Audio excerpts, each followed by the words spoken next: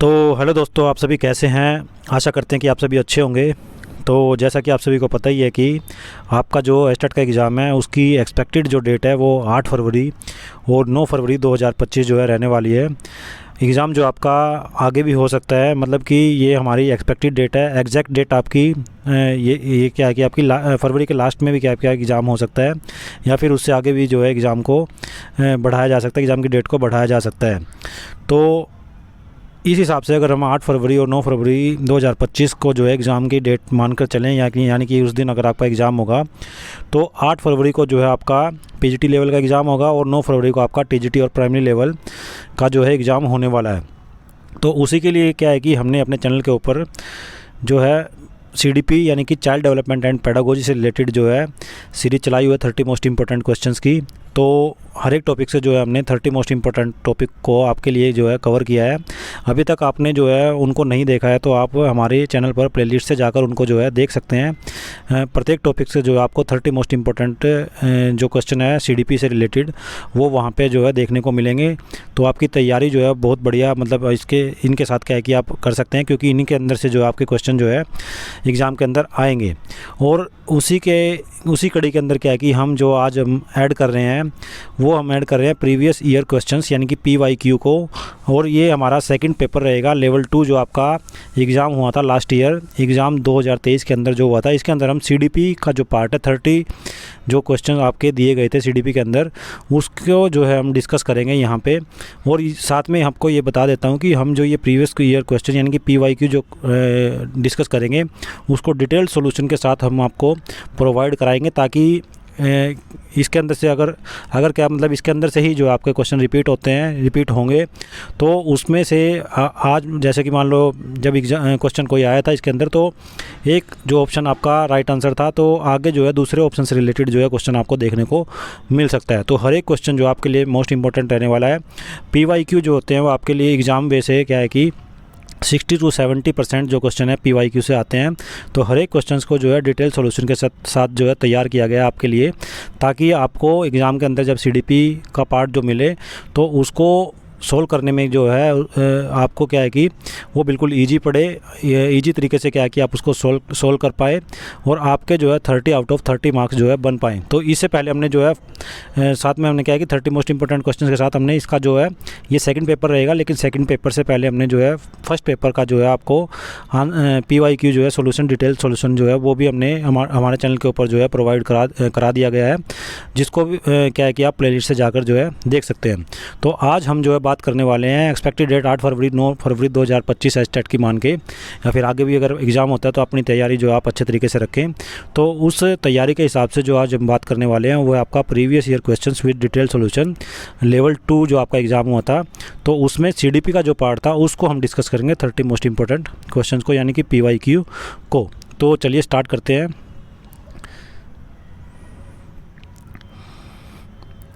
इसमें देखेंगे कि हमारा जो फर्स्ट क्वेश्चन बाल विकास और शिक्षा शास्त्र यानी कि जो आपका 2023 के अंदर दिसंबर में एग्ज़ाम हुआ था, तो बाल विकास और शिक्षा शास्त्र यानी कि चाइल्ड डेवलपमेंट एंड पेडागोजी के अंदर सीडीपी के अंदर जो फर्स्ट क्वेश्चन आपसे पूछा गया था वो पूछा गया था निम्नलिखित में से जो है कौन सा नियम जो है आनुवांशिकता से संबंधित नहीं है। So which of the following laws is not related to heredity.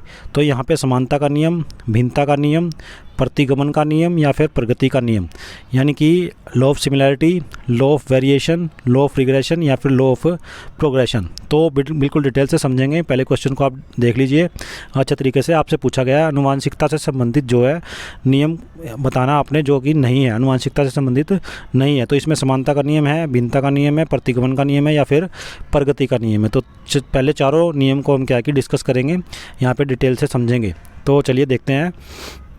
इसमें एक्सप्लेनेशन की बात आती है, तो एक्सप्लेनेशन के अंदर क्या है कि यहाँ पे समानता का जो नियम है वो क्या होता है, उन गुणों की विरासत को संदर्भित करता है, दिखाता है जो संतान को अपने माता पिता के समान बनाते हैं। तो यह आनुवांशिकता से संबंधित होगा, यानी कि समानता का नियम आपका आनुवांशिकता से संबंधित होगा। तो ये आपका राइट आंसर रही है, क्योंकि आपसे पूछा गया है नहीं है। तो उसके बाद नेक्स्ट जो आपका क्वेश्चन नेक्स्ट जो ऑप्शन आपका दिया गया था वो है आपका भिन्नता का नियम। तो यह क्या है कि यह एक ही प्रजाति के व्यक्तियों के बीच अंतर को स्पष्ट करता है। तो भिन्नता का जो नियम है यह क्या करता है कि प्रजाति के व्यक्तियों के बीच अंतर को स्पष्ट करता है। तो यह आनुवंशिकता के एक मौलिक अवधारणा है। तो ये भी क्या है कि आनुवंशिकता से संबंधित है, आनुवंशिकता के साथ क्या है कि हेरिडिटी के साथ क्या है कि जुड़ा हुआ है। उसके बाद बात करते हैं प्रतिगमन का नियम। तो प्रतिगमन का नियम क्या है कि आगामी पीढ़ियों में चरम विशेषताओं के हर एक क्वेश्चन को क्या है कि हम बिल्कुल डिटेल से करेंगे इसमें। तो हर एक क्वेश्चन को ध्यान से समझें, क्योंकि इन्हीं के अंदर से आपका क्वेश्चन जो है मैंने बताया 60 to 70% जो पेपर आपका इसी के अंदर से आने वाला है आगे भी CDP का। तो यहाँ पे प्रतिगमन का नियम क्या है, आगामी पीढ़ियों में चरम विशेषताओं के औसत पर लौटने की प्रवृत्ति को क्या है कि संदर्भित करता है। तो यह आनुवंशिकता से क्या है कि जुड़ा हुआ है। तो ये भी नियम क्या है कि आनुवंशिकता से जुड़ा हुआ है, यानी कि समानता का नियम, भिन्नता का नियम और प्रतिगमन का नियम, ये तीनों ही नियम क्या है कि हेरिडिटी यानी कि आनुवंशिकता से जुड़े हुए हैं। उसके बाद बात करते हैं यहाँ पे प्रगति का नियम। तो ये क्या आपका, यह आनुवंशिकता से जुड़ा नहीं है, यानी कि राइट आंसर आपका क्या रहने वाला है, प्रगति का नियम। तो यह क्यों, क्योंकि यह आमतौर पर क्या है कि विकासात्मक सिद्धांतों या फिर समय के साथ प्रगति से संबंधित होता है। यानी कि समय के साथ साथ विकास की जैसे जैसे सीढ़ियाँ आगे बढ़ती है, बच्चे के विकास जिस तरीके से होता है, तो ये प्रगति का जो नियम है ये विकास के साथ यानी कि एनवायरनमेंट के साथ जो है जुड़ा हुआ है, विकासात्मक सिद्धांतों के साथ क्या है कि प्रगति के साथ जो है संबंधित है। तो ये आनुवंशिकता के साथ इसका संबंध नहीं है। तो आपका जो राइट आंसर रहेगा वो रहेगा प्रगति का नियम। दोबारा से क्वेश्चन पे आते हैं। तो आपसे पूछा गया है निम्नलिखित में से क्या है कि आपका निम्नलिखित में से कौन सा नियम आनुवंशिकता से संबंधित नहीं है। तो आपका राइट आंसर यहाँ पे रहने वाला है प्रगति का नियम, यानी कि लॉ ऑफ प्रोग्रेशन। तो हर एक क्वेश्चन को आप डिटेल से आपको जो है समझाया गया, यहाँ पे हर एक क्वेश्चन को बिल्कुल एक्सप्लेनेशन के साथ आपको जो है बताया गया। तो हर एक क्वेश्चन को ध्यान से समझें और आपकी तैयारी को क्या की अच्छे तरीके से मजबूत बनाएं। तो चलिए आगे नेक्स्ट क्वेश्चन देखते हैं। नेक्स्ट क्वेश्चन आपसे जो पूछा गया था एग्ज़ाम के अंदर 2023 के अंदर, तो वो पूछा गया था आपका निम्नलिखित में से जो है कौन सा जो है बुद्धि का एक क्रियात्मक परीक्षण नहीं है। एक चीज़ तो आप ये ध्यान रखेंगे, नहीं से रिलेटेड ज़्यादातर आपसे क्वेश्चन जो है CDP के अंदर पूछे जाते हैं, या आपका जितना भी एग्ज़ाम होता है, मतलब जो आपका 150 क्वेश्चन आते हैं उनके अंदर मैक्सिमम क्वेश्चन आपको थोड़ा सा कंफ्यूज करने के लिए नहीं से रिलेटेड जो है पूछे जाते हैं। तो यहाँ भी निम्नलिखित में से कौन सा बुद्धि का एक क्रियात्मक परीक्षण नहीं है, यानी कि which of the following is not a performance test of intelligence. तो यहाँ पे को का ब्लॉक डिजाइन परीक्षण, अलेक्जेंडर का पास एलोग परीक्षण, या फिर सेगुइन फॉर्म बोर्ड परीक्षण, या फिर स्टैनफोर्ड बिने परीक्षण। यानी कि कोक ब्लॉक डिजाइन, अलेक्जेंडर पास एलोंग टेस्ट, या फिर सेगुइन फॉर्म बोर्ड टेस्ट, या फिर स्टैनफोर्ड बिने टेस्ट। तो चारों टेस्ट को हम ध्यान से समझेंगे। ये आपसे पूछा गया है, यहाँ पे आपसे पूछा गया है कि निम्नलिखित में से कौन सा बुद्धि का क्रियात्मक परीक्षण नहीं है। तो सबसे पहले बात करते हैं कोह का ब्लॉक डिजाइन। तो कोह का ब्लॉक डिजाइन परीक्षण क्या है कि स्थानिक और तार्किक तर्क के माध्यम से गैर मौखिक बुद्धि को मापता है। तो यह क्या है कि एक प्रदर्शन परीक्षण है। उसके बाद अलेक्जेंडर का पास अलोंग टेस्ट, तो ये क्या है, वस्तुओं के भौतिक हेरफेर की आवश्यकता के आधार पर बुद्धिमत्ता को मापता है। तो यह भी क्या है कि प्रदर्शन परीक्षण है। उसके बाद सेगुइन फॉर्म बोर्ड, हर एक टेस्ट आप याद करके जाए, आप नोटबुक में भी नोट कर सकते हैं।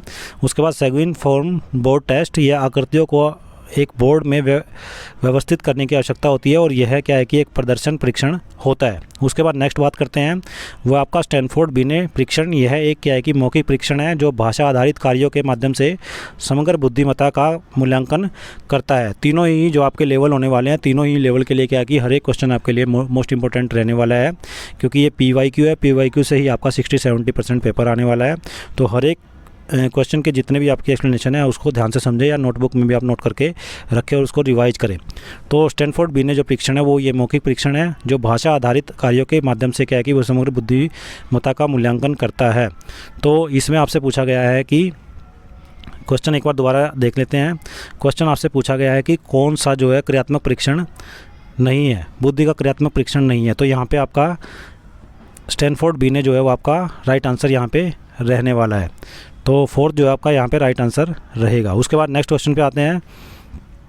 नेक्स्ट क्वेश्चन जो आपसे पूछा गया था, तो चलिए नेक्स्ट क्वेश्चन की बात करते हैं। इसमें नेक्स्ट क्वेश्चन आपका है निम्नलिखित में से कौन सा जो है वस्तुनिष्ठ प्रकार का प्रश्न नहीं है, तो यहाँ पे मिलान प्रश्न, विशेषणात्मक प्रश्न, बहुवैकल्पिक प्रश्न या फिर रिक्त स्थान प्रश्न। तो यहाँ पे विच of the following is not an objective type question, matching question, analytical question, multiple choice question या फिर ब्लैंक स्पेस क्वेश्चन। तो हर एक टाइप को हम समझ लेते हैं क्योंकि इससे रिलेटेड अगला क्वेश्चन जो आपको एग्जाम में मिलने वाला है।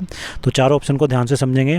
इसका जो राइट आंसर आपका रहने वाला है वो रहेगा थर्ड का 2, एनालिटिकल क्वेश्चन यानी कि विश्लेषणात्मक प्रश्न। तो वस्तुनिष्ठ प्रकार का प्रश्न जो नहीं है वो आपका विश्लेषणात्मक प्रश्न। अब चारों प्रश्नों को हम ध्यान से समझ लेते हैं किस तरीके के होते हैं। तो इसमें जो आपका एक्सप्लेनेशन की बात करें तो यहाँ पे मिलान वाले जो प्रश्न होते हैं वो कौन से होते हैं, उद्देश्यपूर्ण होते हैं क्योंकि इनमें क्या है कि सम्मिलित जोड़ियों का चयन करना आवश्यक होता है और ये वस्तुनिष्ठ प्रकार के प्रश्न होंगे। उसके बाद विश्लेषणात्मक प्रश्न, तो ये व्यक्तिपरक होते हैं ना कि वस्तुनिष्ठ, और इनके लिए आलोचनात्मक सोच और विस्तृत उत्तर की आवश्यकता जो है होती है। उसके बाद बहुविकल्पीय प्रश्नों की बात करें तो यहाँ पे स्पष्ट रूप से वस्तुनिष्ठ और पूर्व निर्धारित विकल्पों के साथ ये जो है प्रश्न होते हैं, यानी कि वस्तुनिष्ठ ये क्वेश्चन होते हैं।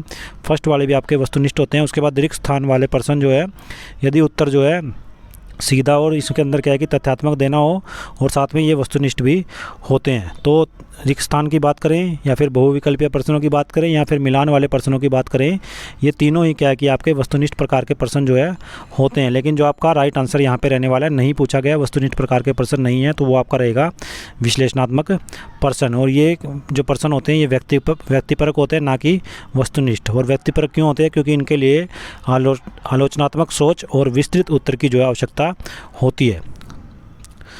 तो चलिए नेक्स्ट क्वेश्चन देखते हैं। नेक्स्ट क्वेश्चन के अंदर क्या पूछा गया था आपसे 2023 के अंदर CDP के अंदर, तो वो आपसे पूछा गया था पियाजे के नैतिक विकास के सिद्धांत के अनुसार जो है किशोर अवस्था क्या है। तो यहाँ पे नैतिक यथार्थवाद की अवस्था है, बाधिक नैतिकता की अवस्था है, प्रायत नैतिकता की अवस्था है या फिर स्वायत्त नैतिकता की अवस्था है। यानी according to moral development of theory of पियाजे, adolescence period is stage of moral realism, stage of morality constant, उसके बाद स्टेज ऑफ हेट्रोनोमस मोरालिटी, उसके बाद स्टेज ऑफ ऑटोनोमस मोरालिटी। तो एक्सप्लेनेशन की बात कर लेते हैं, लेकिन एक्सप्लेनेशन से पहले हम इसका जो है आंसर आपको बता देते हैं। तो आपका राइट आंसर जो यहाँ पे रहने वाला है वो रहेगा स्वायत्त नैतिकता की अवस्था, यानी 4 जो आपका राइट आंसर यहाँ पे रहने वाला है, यानी कि स्टेज ऑफ ऑटोनोमस मोरालिटी। तो नैतिक विकास की जब बात करते हैं पियाजे, तो इसमें किशोर अवस्था क्या है कि आपका स्वायत्त नैतिकता की अवस्था पियाजे के अनुसार वो मानते हैं। उसके बाद इसमें ऑप्शन की जो है डिटेल से हम ध्यान लेते हैं एक्सप्लेनेशन को। तो यहाँ पे क्या आपका नैतिक यथार्थवाद की जब बात की जाती है तो छोटे बच्चों में मौजूद जहाँ नियमों का तय माना जाता है, उसके बाद नैतिकता संबंधी बाधाएं ऑपरेशन से पहले के चरणों में पाई जाती है। और यहाँ पे क्या है कि आपका जहाँ बच्चे बिना कोई सवाल किए नियमों का पालन करते हैं। उसके बाद विषम नैतिकता, तो विषम नैतिकता के अंदर क्या होता है, दूसरों के अधिकार से प्रभावित नैतिकता को संदर्भित ये करता है जो कम उम्र में विशिष्ट होती है। हर एक जो यथार्थवाद है, मतलब हर एक प्रकार टाइप जो है ऑप्शन जो है आपको ध्यान में रखना जरूरी है। उसके बाद स्वायत्त नैतिकता की बात करें तो यहाँ पे स्वायत्त नैतिकता क्या आपका राइट आंसर भी रहने वाला है। तो पियाजे के अनुसार जो है किशोर अवस्था के अंदर तो किशोर अपने स्वयं के नैतिक मानक जो है विकसित करते हैं और सामाजिक मानदंडों को पर सवाल उठाते हैं। तो ये आपका राइट आंसर यहाँ पे रहने वाला है अकॉर्डिंग टू पियाजे। जो है नैतिक विकास की जब बात करते हैं पियाजे, तो यहाँ पे स्वायत्त नैतिकता जो है वो मानते हैं किशोर अवस्था की स्टेज को। तो स्वायत्त नैतिकता की अवस्था को जो है वो बताते हैं। उसके बाद नेक्स्ट क्वेश्चन पे आते हैं। तो चलिए नेक्स्ट क्वेश्चन देखते हैं। नेक्स्ट क्वेश्चन के अंदर क्या आपसे निम्नलिखित में से जो है कौन सी विशेषता पियाजे द्वारा, ये पियाजे के सिद्धांत से ये प्रतिपादित संज्ञानात्मक विकास सिद्धांत की मूर्त संक्रियात्मक अवस्था से संबंधित नहीं है। तो यहाँ भी नहीं से रिलेटेड क्वेश्चन आपसे पूछा गया है। तो मैक्सिमम क्वेश्चन आपको नहीं से रिलेटेड ही मिलने वाले हैं।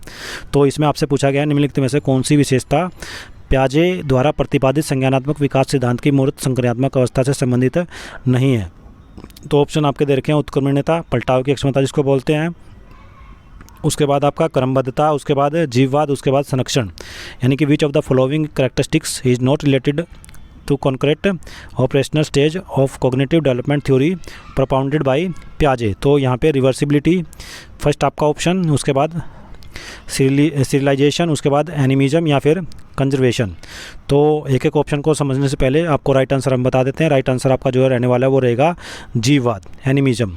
बाकी तीनों क्या है कि आपके संज्ञानात्मक विकास के अंदर जो है आपकी आती है। पियाजे का जो मूर्त संक्रियात्मक अवस्था है उसके अंदर तीनों शामिल होती है, जिसमें रिवर्सिबिलिटी यानी कि उत्क्रमणीयता, क्रमबद्धता और संरक्षण, ये तीनों चीज़ें इसके अंदर शामिल होगी। लेकिन जिसमें जीववाद जो है शामिल नहीं होगा। तो राइट नहीं पूछा गया आपसे, तो आपका राइट आंसर जीववाद यानी कि एनिमिज्म होगा।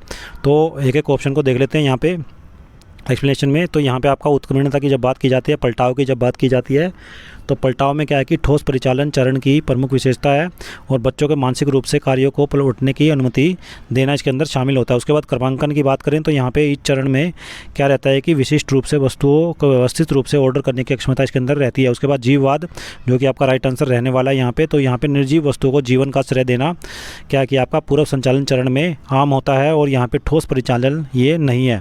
उसके बाद संरक्षण की बात करें तो संरक्षण क्या आपका यह समझना कि आकार में परिवर्तन के बावजूद मात्रा स्थिर रहती है। तो आपका जो है उत्क्रमणीयता, क्रमांकन और संरक्षण, ये तीनों जो है आपकी संज्ञानात्मक विकास के अंदर क्या है कि पियाजे के संज्ञानात्मक विकास के अंदर शामिल होंगे। लेकिन जो आपकी जीववाद है वो शामिल नहीं होगा, एनिमिज्म शामिल नहीं होगा। तो यहाँ पे जीववाद क्यों शामिल नहीं होगा? क्योंकि इसमें निर्जीव वस्तुओं को जीवन का श्रेय देना पूर्व संचालन चरण में आम होता है और ठोस परिचालन ये नहीं होता है। तो आपका राइट आंसर यहाँ पे जीववाद रहने वाला है।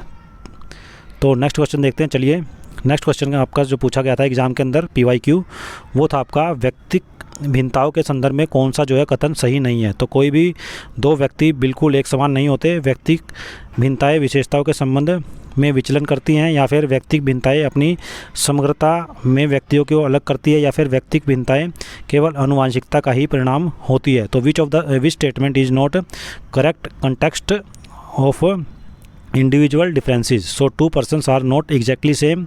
Individual differences are deviation in regards to characteristics, या फिर individual differences distinguish individual in their totality। उसके बाद individual differences are the sole result of heredity. तो इसका जो राइट आंसर आपका रहने वाला है सिक्स्थ का, वो रहेगा आपका फोर्थ जो आपका राइट आंसर यहाँ पे रहने वाला है। व्यक्तिगत भिन्नताएं जो है केवल आनुवंशिकता का ही परिणाम होती है। तो ये जो आपका राइट आंसर यहाँ पे रहने वाला है। तो आपसे पूछा गया व्यक्तिगत भिन्नताओं के संदर्भ में कौन सा कथन सही नहीं है। तो सही नहीं है आपका व्यक्तिगत भिन्नताएं केवल आनुवंशिकता का ही परिणाम होती है। ये आपका जो है यहाँ पे राइट आंसर रहने वाला है, यानी कि individual differences are sole result of heredity. तो अकेले हेरिडिटी से रिलेटेड जो आपका व्यक्तिगत भिन्नता है वो नहीं होती है, क्योंकि एनवायरनमेंट भी इसमें बहुत ज़्यादा इम्पैक्ट या फिर इफ़ेक्ट जो है डालता है। तो ऑप्शन को एक एक को ध्यान से देख लेते हैं, इसमें एक्सप्लेनेशन के द्वारा जो है समझ लेते हैं। तो इसमें दो व्यक्ति जो है बिल्कुल एक जैसे नहीं होते। तो दो व्यक्ति जो है एक जैसे नहीं होते ये सच है, क्योंकि कोई भी दो व्यक्ति जो है एक जैसे नहीं होते, जहाँ यहाँ तक कि जुड़वां भी एक जैसे नहीं होते। उसके बाद व्यक्तिगत भिन्नताएं विशेषताओं के संबंध में विचलन है, ये भी सच है, क्योंकि व्यक्तिगत व्यवहार और क्षमताओं में विचलन को शामिल इसके अंदर करते हैं। उसके बाद व्यक्तिगत भिन्नताएं व्यक्तियों को उनकी समग्रता से अलग करती है, ये भी आपका सही रहेगा, सच रहेगा, क्योंकि वे किसी व्यक्ति की समग्रता विशिष्टता को क्या है कि दर्शाते हैं। उसके बाद लास्ट ऑप्शन जो कि आपका नहीं आपसे पूछा गया, तो नहीं के अंदर आपका व्यक्तिगत भिन्नताएं जो है आनुवंशिकता का एकमात्र परिणाम है। ये आपका जो है राइट आंसर रहने वाला है, क्योंकि एकमात्र परिणाम नहीं है, क्योंकि ये गलत है। तो आपका गलती पूछा गया, नहीं पूछा गया है, क्योंकि आनुवंशिकता और पर्यावरण जो है दोनों से क्या है कि आपकी जो व्यक्तिगत भिन्नताएं हैं वो जुड़ी हुई है। दोनों से ही क्या है कि आपका दोनों का ही क्या है कि एक साथ आपका इफेक्ट पड़ता है। तो इसमें आपका राइट आंसर आपका फोर्थ जो है रहने वाला है। तो चलिए नेक्स्ट क्वेश्चन देखते हैं। यहाँ पे नेक्स्ट क्वेश्चन जो आपसे पूछा गया था, जल्दी से इसको देख लेते हैं। एक एक क्वेश्चन को अच्छे तरीके से हमने क्या कि एक्सप्लेन किया आपके लिए, कि ताकि इसमें से ही आपका जो क्वेश्चन 60-70% जो पेपर आएगा उसको आप इजीली क्या है कि सोल्व कर सके। तो यहाँ पे जब एक बच्चे की बात की जाती है तो इसके द्वारा जो सीखे जाने वाला पार्ट लंबा और कठिन हो, उसमें समझ की ज़रूरत भी अधिक हो, तो सीखने की कौन सी विधि जो उपयुक्त होगी? विराम विधि, पूर्ण विधि, अविराम विधि या फिर प्रासंगिक विधि? सो विच the lesson to be learned by a child is long and difficult and requires a lot of understanding, then which methods of learning will be appropriate? तो यहाँ पे आपका spaced method, hold method, messed method या फिर incidental method. तो आपका जो right answer यहाँ पे रहने वाला है 7 का, वो रहेगा फर्स्ट, विराम विधि, यानी कि स्पेस्ड मेथड जो आपका राइट आंसर यहाँ पे रहने वाला है। तो एक एक ऑप्शन को देख लेते हैं यहाँ पे। तो अंतराल विधि की जब बात की जाती है तो यहाँ पे सीखने के दौरान अंतराल या विराम जो है शामिल रहता है और यह अवधारणा के लिए प्रभावी है। संपूर्ण विधि की बात करें तो यहाँ पे जब सामग्री छोटी या सरल हो तो प्राथमिकता इसको दी जाती है। उसके बाद सामूहिक विधि की बात करें, क्योंकि इससे रिलेटेड अगला क्वेश्चन आपको मिल सकता है, जैसे कि इस बार अंतराल विधि का यहाँ पे क्वेश्चन पूछा गया, तो आगे संपूर्ण विधि या सामूहिक विधि या फिर आकस्मिक विधि जो आपका इससे रिलेटेड क्वेश्चन आपको पूछा जाएगा। तो संपूर्ण विधि की बात करें तो जब आपकी सामग्री छोटी या सरल हो तो प्राथमिकता इसको दी जाएगी, संपूर्ण विधि को प्राथमिकता दी जाएगी। उसके बाद संपूर्ण विधि का जो है यूज किया जाएगा। उसके बाद यहाँ पे सामूहिक विधि की बात करें तो यहाँ पे बिना रुकावट के निरंतर और गहन सीखना जब आपका शामिल हो और अल्पकालिक क्या है कि याद रखने के लिए प्रभावी ये मानी जाती है, लेकिन जटिल कार्यों के लिए इसको प्रभावी नहीं माना जाता। सामूहिक विधि को इसके लिए प्रभावी जो आपका नहीं माना जाता। उसके बाद आकस्मिक विधि की बात करें तो आकस्मिक विधि के अंदर क्या होता है, सीखना अप्रत्यक्ष या आकस्मिक रूप से होता है जो संरचित या फिर लंबी और कठिन सामग्री के लिए आदर्श नहीं माना जाता है। तो चारों विधियों के बारे में मैंने आपको डिटेल से बता दिया। हालांकि आपका जो राइट आंसर यहाँ पे रहने वाला है वो रहेगा अंतराल विधि। तो क्वेश्चन को एक बार फिर दोबारा देख लीजिए। इसमें पूछा गया जब एक बच्चे के द्वारा सीखे जाने वाला पाठ जो है लंबा और कठिन हो जाता है तो उसमें समझ की ज़रूरत भी अधिक होती है, तो सीखने की कौन सी विधि सबसे उपयुक्त रहती है, तो आपका रहेगा यहाँ पे विराम विधि। बाकी मैंने चारों विधि आपको डिटेल से यहाँ पे एक्सप्लेन कर दी हैं, तो इसको आप नोट डाउन अपनी कॉपी के अंदर कर सकते हैं। उसके बाद नेक्स्ट देखते हैं यहाँ पे। नेक्स्ट क्वेश्चन आपका यहाँ पे अधिगम निर्योग्य बच्चे के लिए कौन सा जो शिक्षण सूत्र जो है लाभप्रद नहीं होगा, तो नहीं से रिलेटेड ये फिर दोबारा क्वेश्चन आपको मिलेगा। उसके बाद सरल से जटिल, मूर्त से मूर्त, या फिर प्रत्यक्ष से अप्रत्यक्ष, या फिर ज्ञात से अज्ञात, यानी which teaching maxim is not beneficial for the learning disabled children, so simple to complex, abstract to concrete, direct to indirect, या फिर नॉन टू अननोन। तो आपका जो राइट आंसर रहने वाला है 8 का वो रहेगा सेकंड, मूर्त से मूर्त जो आपका राइट आंसर यहाँ पे रहने वाला है, यानी एब्स्ट्रैक्ट टू कंक्रीट जो आपका राइट आंसर रहने वाला है। क्वेश्चन को एक बार ध्यान से देख लीजिए, आंसर को एक बार ध्यान से देख लीजिए। उसके बाद एक्सप्लेनेशन की बात करते हैं। तो एक्सप्लेनेशन के अंदर क्या आपका यहाँ पे सरल से जटिल की जब बात की जाती है, क्योंकि इससे अगला क्वेश्चन आपको मिलेगा। तो आज वाला जो मतलब जो क्वेश्चन अभी पूछा गया इसमें आपका है मूर्त से ठोस जो आपका राइट आंसर रहने वाला है। हर एक पार्ट को हम ध्यान से समझेंगे, हर एक ऑप्शन को ध्यान से समझेंगे। तो सरल से जटिल क्या होता है आपका, बेहतर समझ के लिए अवधारणाओं को तोड़ने में मदद करता है। उसके बाद अमूर्त से ठोस क्या है, सीखने में अक्षम जो बच्चे होते हैं उनको क्या है कि अमूर्त अवधारणाओं के बजाय ठोस उदाहरणों से लाभ होता है, इसलिए यह कम सहायक होता है। प्रत्यक्ष से अप्रत्यक्ष की जब बात की जाती है तो इसमें क्या होता है, शिक्षार्थियों यानी सीखने वाले जो बच्चे होते हैं उनके प्रत्यक्ष शिक्षण रणनीतियाँ उनके लिए क्या है कि अधिक प्रभावी इसके अंदर रहती है। उसके बाद ज्ञात से अज्ञात की बात करें तो मौजूदा ज्ञान पर आधारित ये होता है और जो समझने में सहायता भी करता है। तो चारों ऑप्शन को मैंने यहाँ पे डिटेल से आपके लिए एक्सप्लेन किया है। उसके बाद चलिए नेक्स्ट क्वेश्चन पे देखते हैं। नेक्स्ट क्वेश्चन आपसे क्या पूछा गया था एग्जाम के अंदर 2023 के अंदर PYQ आपसे पूछा गया था। 9th क्वेश्चन, निम्नलिखित में से कौन सा विकास का, ये मैंने जो आपके लिए 9th ये जो आपका पेपर है ये मैंने ये जो है सेट वो उसको मैंने उठाया यहाँ पे। आप अपने सेट के हिसाब से जो है क्वेश्चन को पढ़ सकते हैं, देख सकते हैं। तो क्वेश्चन जो आपको आगे पीछे ही मिलते हैं सेट आपके जिस तरीके से होते हैं, लेकिन सेट ए को मैंने यहाँ पर डिस्कस कर रहा हूँ मैं आपके लिए। तो CDP के 9th क्वेश्चन जो आपसे पूछा गया था वो आपका था निम्नलिखित में से जो है कौन सा विकास का जो है एक सिद्धांत नहीं है। तो विकास क्या है, आनुवांशिकता पर्यावरण का उत्पाद है। विकास पैटर्न पूर्वानुमेय होता है।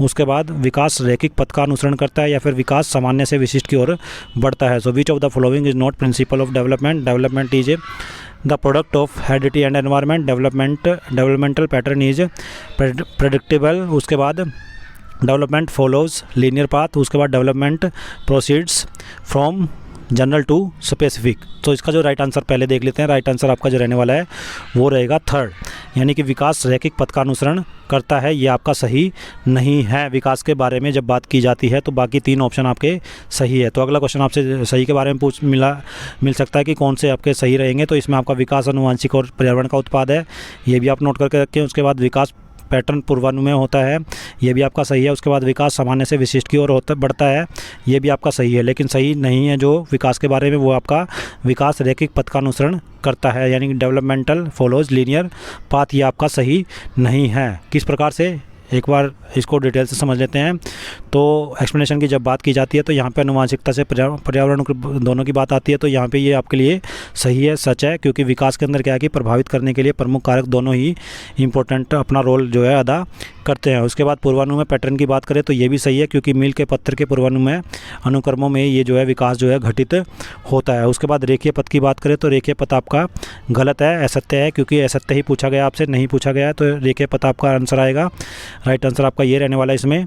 तो इसमें क्यों असत्य है ये रेखीय पथ, क्योंकि विकास जो है सदैव सीधा पथ नहीं अपनाता, यह असमान भी हो सकता है, तो ये आपको ध्यान में रखना जरूरी है। उसके बाद सामान्य से विशिष्ट की बात करें तो ये भी आपका सही रहेगा विकास के बारे में, क्योंकि विकास व्यापक रूप से विस्तृत अक्षमताओं की ओर बढ़ता है। तो ये आपको समझिए आ ही गया होगा डिटेल से। उसके बाद नेक्स्ट क्वेश्चन पे आते हैं। नेक्स्ट क्वेश्चन आपसे जो पूछा गया था एग्ज़ाम के अंदर PYQ, वो था आपका किस मनोवैज्ञानिक के अनुसार। ये मैं आपको बता दूं कि ये तीनों पेपर जो आगे आपके होने वाले हैं, तीनों पेपरों के लिए क्या है कि ये PYQ आपके लिए मोस्ट इंपॉर्टेंट रहने वाले हैं, क्योंकि हमने इनको डिटेल से आपके सामने जो है आपको प्रस्तुत कर रहे हैं, आपके सामने जो है इनको दिखा रहे हैं, एक्सप्लेन कर रहे हैं। तो हर एक क्वेश्चन आपके लिए तीनों लेवल के लिए इंपॉर्टेंट रहने वाला है, चाहे वो आपका प्राइमरी लेवल हो, TGT लेवल हो या फिर PGT लेवल हो। तो 10th क्वेश्चन पे आते हैं। 10th क्वेश्चन आपसे जो पूछा गया था वो था किस मनोवैज्ञानिक के अनुसार जो है बच्चों के संज्ञानात्मक विकास में सामाजिक और सांस्कृतिक कारकों की भूमिका महत्वपूर्ण होती है। फर्स्ट आपका वाइगोत्स्की, सेकंड आपका पियाजे, थर्ड आपका ब्रूनर या फोर्थ आपका हल। तो according to which psychologist the role of social cultural factors are important in the cognitive development children. So Vygotsky, पियाजे, ब्रूनर या फिर हल। तो राइट आंसर पहले बात कर लेते हैं। राइट आंसर आपका जो रहने वाला है वो रहेगा यहाँ पे वाइगोत्स्की। वाइगोत्स्की जो आपका राइट आंसर यहाँ पे रहने वाला है, यानी कि किस मनोवैज्ञानिक के अनुसार क्या है कि बच्चे संज्ञानात्मक विकास में सामाजिक और सांस्कृतिक कारकों की भूमिका को क्या कि उनके लिए महत्वपूर्ण होती है। तो ये किसने कहा था, तो ये आता आपका वाइगोत्स्की। वाइगोत्स्की आपका यहाँ पे राइट आंसर रहने वाला है। उसके बाद एक्सप्लेनेशन की बात करते हैं। यहाँ पे एक्सप्लेनेशन के अंदर क्या रहेगा आपका, तो वाइगोत्स्की क्या है आपका समीपस्थ जो विकास ZPD की जो बात की थी, वो जोन ऑफ प्रोक्सिमल डेवलपमेंट की जो बात की थी, समीपस्थ विकास क्षेत्र की वाइगोत्स्की ने की थी। तो समीपस्थ जो विकास और मचान जिसको स्कैफोल्डिंग बोलते हैं, तो इसके क्षेत्र के अंदर के क्या है कि इसके क्षेत्र के माध्यम से सामाजिक और सांस्कृतिक प्रभाव पर जोर वाइगोत्स्की के द्वारा दिया गया। उसके बाद पियाजे की बात करें, ये पियागेट नहीं है, यहाँ पे पियाजे कर लेंगे। तो यहाँ पे क्या है, पियाजे के अनुसार क्या है, आंतरिक प्रक्रियाओं पर जोर देते हुए संज्ञानात्मक विकास के चरणों पर ध्यान केंद्रित उनके द्वारा किया गया। ब्रूनर की बात करें तो खोज सीखने पर ध्यान केंद्रित किया गया। आगे किसी और साइकोलॉजिस्ट के बारे में पूछा जा सकता है इन चारों में से, तो चारों के मैंने यहाँ पे आपको एक्सप्लेन कर दिया है। खोज सीखने पर ध्यान केंद्रित किया, लेकिन मुख्य रूप से सामाजिक और सांस्कृतिक पहलुओं पर नहीं। उसके बाद हल की बात करें तो हल के अंदर क्या है आपका संज्ञानात्मक विकास के लिए नहीं बल्कि व्यवहारवाद के लिए यहाँ पे जाना इनको जाता है। तो हर एक ऑप्शन आप डिटेल से समझेंगे और नोट डाउन भी करके रखेंगे, क्योंकि आगे नेक्स्ट साइकोलॉजिस्ट के बारे में जो है क्वेश्चन आपसे पूछा जा सकता है। तो इसका जो राइट आंसर रहने वाला था वो रहेगा आपका वाइगोत्स्की, क्योंकि ZPD zone of proximal development या फिर स्कैफोल्डिंग के अंदर क्या है कि सामाजिक और सांस्कृतिक जो प्रभाव है उस पर जो है वाइगोत्स्की ने जोर दिया है, और इसी बारे में आपसे क्वेश्चन पूछा गया है। तो राइट आंसर आपका वाइगोत्स्की आएगा। उसके बाद नेक्स्ट क्वेश्चन 11th क्वेश्चन जो आपसे पूछा गया था वो था आपका निम्नलिखित में से क्या है कि किशोर अवस्था में सामाजिक विकास की एक सामान्य विशेषता नहीं है। माता पिता के साथ सामंजस्यपूर्ण संबंध, या फिर नया सामाजिक समूहन, या फिर पहचान की खोज, या फिर वीर पूजा। So which of the following is not a common. यहाँ भी नहीं से रिलेटेड क्वेश्चन मैंने बताया, ज़्यादातर क्वेश्चन आपसे नहीं से रिलेटेड पूछे जाते हैं ताकि आपको अधिक से अधिक क्या है कि कंफ्यूज किया जा सके। तो यहाँ पे विच of the following is not a common characteristics of social development in adolescence. Adolescence के बारे में, किशोरावस्था के बारे में पूछा गया, सामाजिक विकास की एक सामान्य विशेषता इसके अंदर नहीं है। तो आपका harmonious relationship with parents, new social grouping, या फिर सर्च फॉर आइडेंटिटी, या फिर हीरो वर्शिप। सो 11th का जो राइट आंसर आपका रहने वाला वो रहेगा फर्स्ट जो आपका राइट आंसर यहाँ पे रहने वाला है, माता पिता के साथ सामंजस्यपूर्ण संबंध, यानी कि हारमोनियस रिलेशनशिप विद पेरेंट्स। तो किस प्रकार से एक्सप्लेनेशन के साथ समझ लेते हैं इसको। इसमें आपका जो है माता पिता के साथ सौहार्दपूर्ण संबंध की बात जब आते हैं तो स्वतंत्रता की चाह के कारण किशोरों को अक्सर माता पिता के साथ संघर्ष का अनुभव होता है, क्योंकि उनके साथ क्या है कि उनके जो विचार होते हैं किशोर के विचार माता पिता के विचारों के साथ मेल नहीं खा पाते हैं इस समय के अंदर, इस एज के अंदर। तो यहाँ पे सौहार्दपूर्ण संबंध की बात ही नहीं बनती है। तो एक बार राइट आंसर आपका माता पिता के साथ सौहार्दपूर्ण संबंध जो है रहने वाला है। बाकी तीनों ऑप्शन की बात करें तो नया सामाजिक समूहकरण जो कि किशोरावस्था के अंदर मेन विशेषता रहती है आपकी, यह सामान्य है क्योंकि किशोर सहकर्मी समूह बनाते हैं। उसके बाद पहचान की खोज की बात करें तो यहाँ पे पहचान की खोज की बात करें तो एरिक्सन की पहचान बनाम भूमिका चरण का केंद्र का यहाँ पे है। उसके बाद इसमें नायक पूजा, यह आम बात है क्योंकि किशोर रोल मॉडल की प्रशंसा करते हैं। तो इस तरीके से क्या है कि ये तीनों ऑप्शन आपके किशोरावस्था के बारे में सही है, लेकिन माता पिता के साथ सौहार्दपूर्ण संबंध जो है वो सही नहीं है। उसके बाद नेक्स्ट क्वेश्चन पे आते हैं। नेक्स्ट क्वेश्चन के अंदर क्या था आपका, तो नेक्स्ट क्वेश्चन आपका कोलबर्ग के नैतिक विकास के सिद्धांत के बारे में है। तो कोलबर्ग के नैतिक सिद्धांत की कौन सी अवस्थाएं पारस्परिक नैतिकता के स्तर से संबंधित नहीं है। तो यहाँ भी नहीं से रिलेटेड क्वेश्चन आपका। तो व्यक्तिवाद और विनिमय, उसके बाद अच्छे अंतर्वैयक्तिक संबंध, उसके बाद सामाजिक व्यवस्था बनाए रखना, उसके बाद सामाजिक अनुबंध और व्यक्तिक अधिकार। तो which stage of Kohlberg model development के बारे में जो आपसे पूछा गया है, तो theory are not related to level of conventional morality, individualism and exchange. तो इंडिविजुअलिज्म एंड एक्सचेंज, उसके बाद गुड इंटरपर्सनल रिलेशंस, उसके बाद मेंटेनिंग द सोशल ऑर्डर, उसके बाद social contracts and individual rights. So आपका जो सही कूट आपको पहचानना है इसके अंदर। तो पहले राइट आंसर की बात कर लेते हैं। तो राइट आंसर 12th का जो आपका रहने वाला है वो रहेगा थर्ड, ए और डी जो है इसके अंदर राइट आंसर रहने वाले हैं, ए और डी की बात करें तो ए आपका व्यक्तिवाद एवं विनिमय, उसके बाद सामाजिक अनुबंध और व्यक्तिक अधिकार, ये दोनों जो है राइट आंसर रहने वाले हैं, यानी कि इंडिविजुअलिज्म एंड एक्सचेंज, उसके बाद social contracts and individual rights. तो ये आपका रहने वाला है राइट आंसर। तो इसमें क्या है कि आपका इसमें एक्सप्लेनेशन की बात करें तो पारंपरिक नैतिकता के चरण की बात करें तो इसमें शामिल होंगे अच्छे पारस्परिक संबंध, उसके बाद सामाजिक व्यवस्था बनाए रखना। तो ये दोनों इसके अंदर शामिल होंगे। उसके बाद व्यक्तिवाद और विनिमय जो है ये इसमें शामिल नहीं होगा, और सामाजिक अनुबंध और व्यक्तिगत अधिकार जो है इसके अंदर शामिल नहीं होंगे, यानी पूर्व नैतिकता से संबंधित ये नहीं है।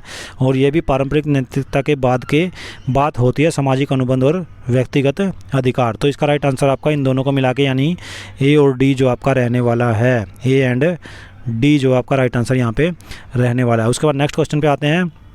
13 क्वेश्चन जो आपसे पूछा गया था एग्जाम में, वो पूछा गया था आपका अवधान के बारे में। तो अवधान एवं चिंतन जैसी मानसिक क्रियाओं के बारे में पूछा गया था।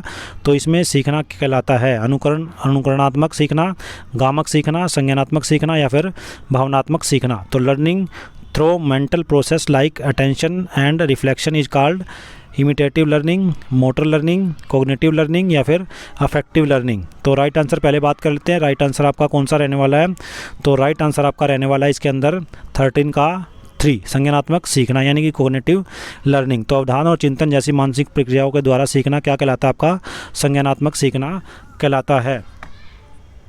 तो इसमें क्या है कि आपका डिटेल से अगर बात करें, इसको एक्सप्लेनेशन करें, तो इसमें क्या आपका अनुकरणात्मक अधिगम क्या होता है, इसमें दूसरों के व्यवहार को देखना और उसकी नकल करना शामिल होता है।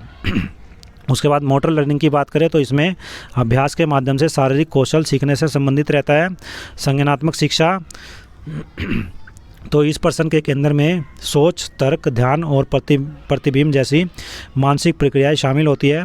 और प्रभावशाली शिक्षा की बात करें तो भावनात्मक पहलुओं और दृष्टिकोण से संबंधित रहता है, न कि विशुद्ध रूप से मानसिक प्रक्रियाओं से।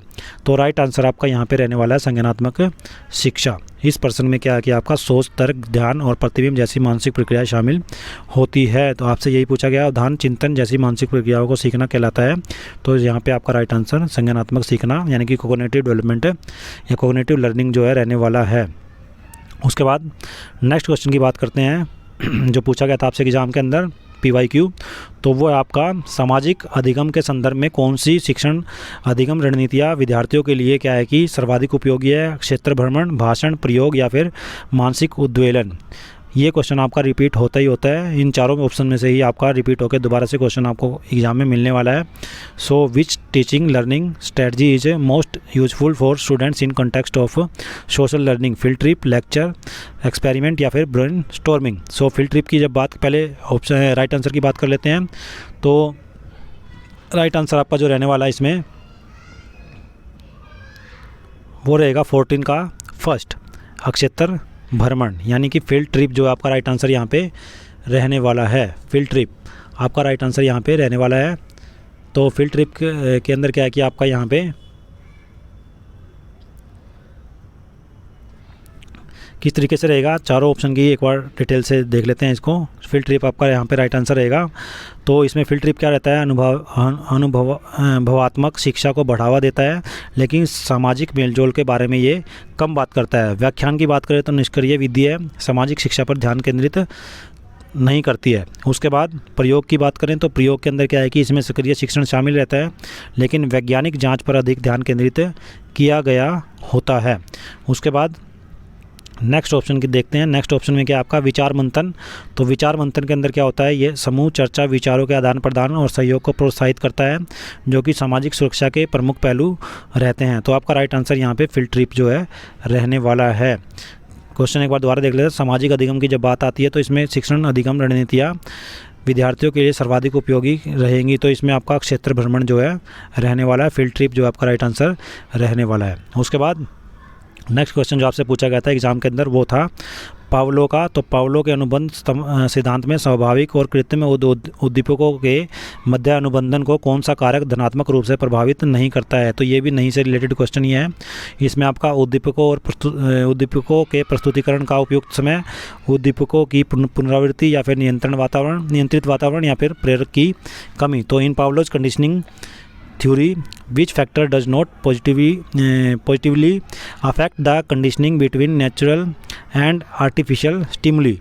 तो यहाँ पे appropriate timing of stimuli presentation, उसके बाद रिपीटिशन ऑफ स्टिमुली, उसके बाद controlled environment and lack of motive. तो आपका जो राइट आंसर रहने वाला है 15 का वो रहेगा फोर्थ, प्रेरक की कमी, लैक ऑफ मोटिव। प्रेरणा की कमी या प्रेरक की कमी भी आप इसको बोल सकते हैं। किस प्रकार से रहेगा राइट आंसर, एक्सप्लेनेशन देख लेते हैं। तो उचित समय उत्तेजनाओं के लिए क्या है कि बीच प्रभावी संबंध सुनिश्चित ये करता है। दोहराव की बात करते हैं तो वातानुकूलित प्रतिक्रिया को पुष्ट करता है। नियंत्रित वातावरण विकर्षणों को कम करता है और सीखने में क्या है कि ये सहायता करता है। और उसके बाद मकसद की कमी यानी कि प्रेरणा की कमी बात करें, प्रेरक की कमी, तो इसमें क्या है कि कंडीशनिंग की प्रभावशीलता कम हो जाती है क्योंकि प्रेरणा व्यवहार को संचालित करती है। तो आपका राइट आंसर यहाँ पे फोर्थ रहने वाला है, यानी कि प्रेरक की कमी जो आपका राइट आंसर यहाँ पे रहने वाला है।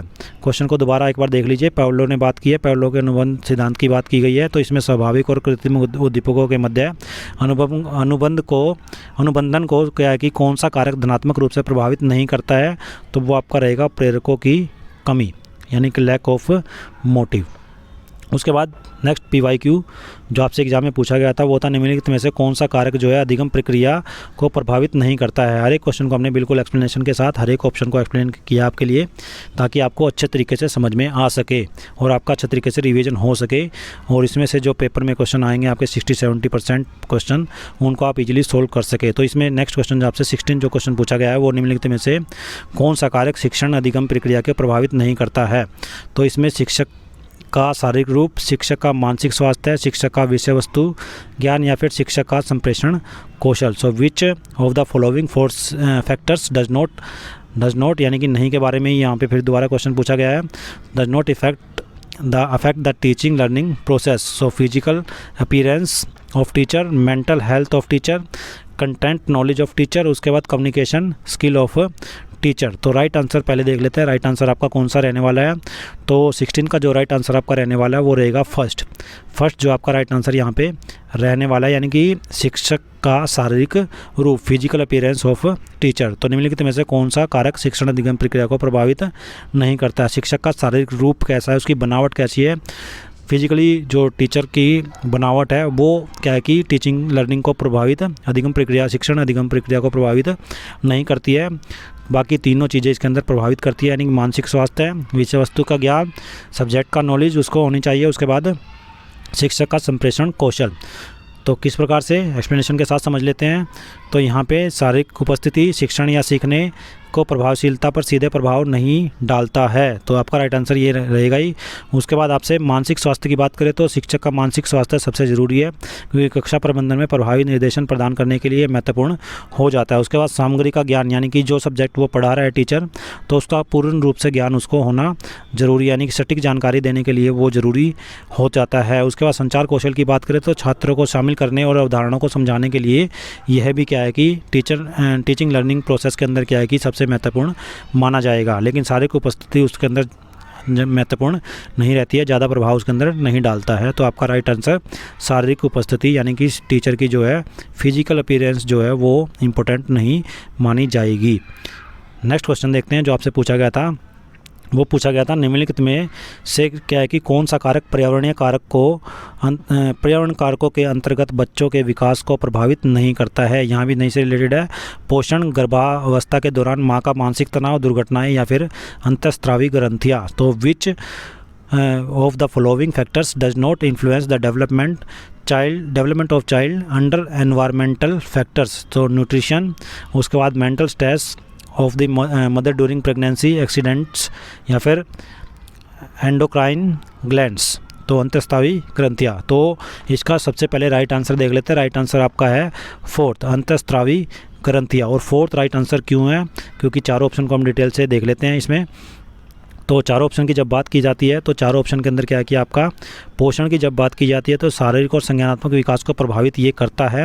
उसके बाद गर्भावस्था के दौरान माँ का मानसिक तनाव, तो प्रसव पूर्व विकास को प्रभावित ये करता है। उसके बाद दुर्घटनाओं की बात करें तो इसमें पर्यावरणीय कारक जो विकास को प्रभावित कर सकते हैं। उसके बाद यहाँ पे अंतःस्रावी ग्रंथियों की बात करें तो इसमें आंतरिक जैविक कारक आनुवंशिकता का हिस्सा पर्यावरण का ये नहीं होते हैं, क्योंकि ये आनुवंशिकता का हिस्सा होते हैं। तो इसमें पर्यावरण से रिलेटेड जो आपसे क्वेश्चन पूछा गया है तो राइट आंसर आपका फोर्थ रहने वाला है। तो पर्यावरणीय कारकों के अंतर्गत पर्यावरण कारक तीनों रहेंगे। पोषण, गर्भावस्था के दौरान मानसिक तनाव की बात करें तो ये भी मानसिक तनाव भी पर्यावरण के कारण ही प्रभावित हुआ होगा, लेकिन दुर्घटनाएं भी क्या एनवायरमेंटल के अंदर आएंगी। लेकिन जो आपका अंतःस्रावी ग्रंथियाँ ये आपका आनुवंशिकता के अंतर्गत आती हैं। तो इसका राइट आंसर आपका अंतःस्रावी यानी कि एंडोक्राइन ग्लैंड्स जो है राइट आंसर आपका रहने वाला है। तो इस तरीके से आपने देखा यहाँ पे।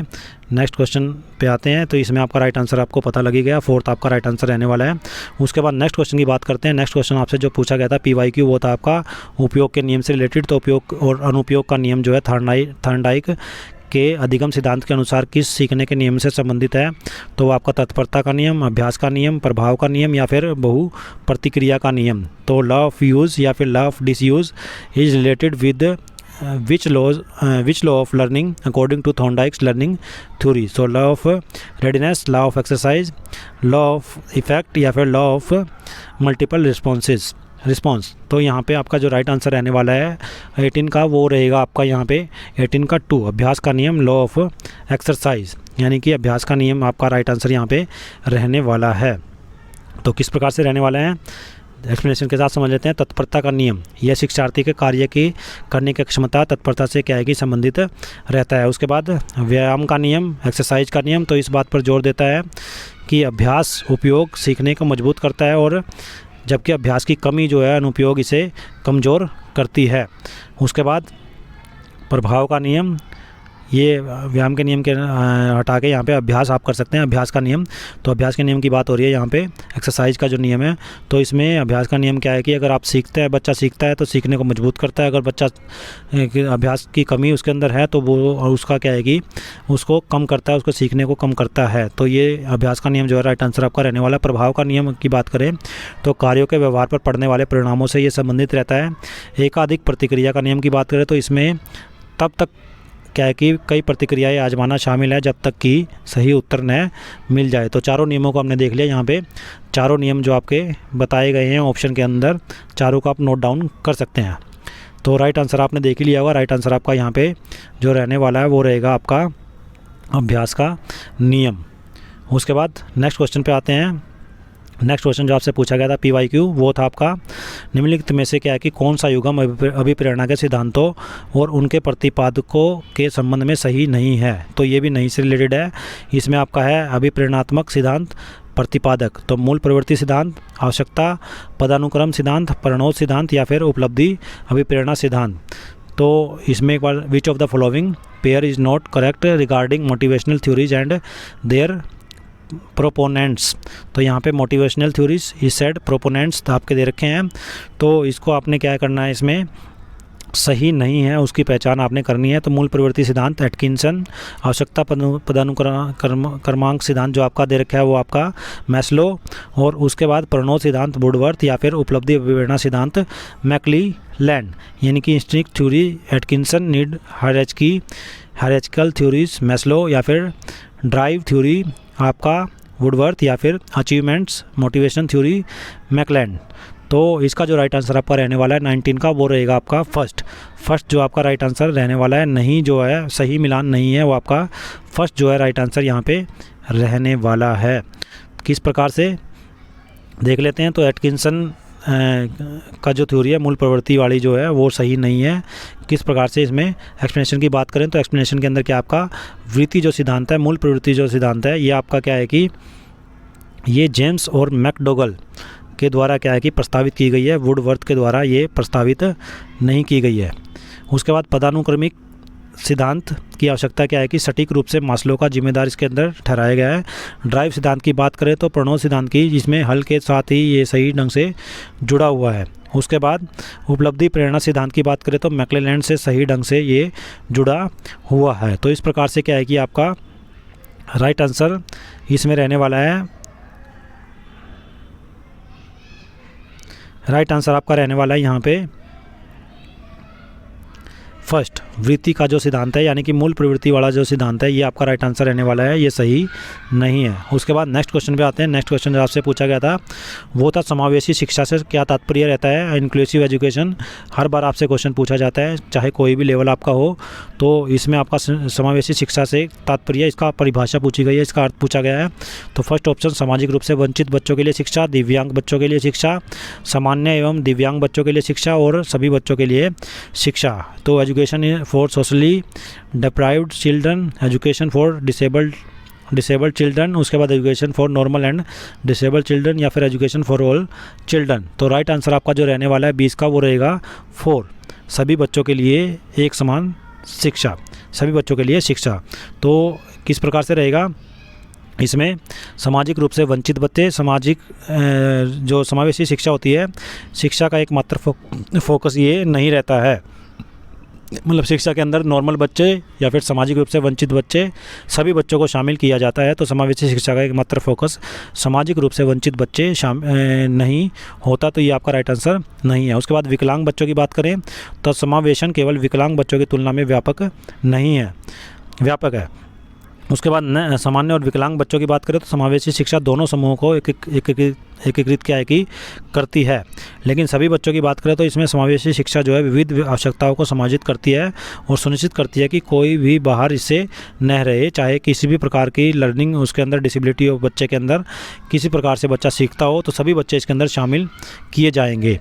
तो आपका राइट आंसर यहाँ पर रहेगा सभी बच्चों के लिए शिक्षा।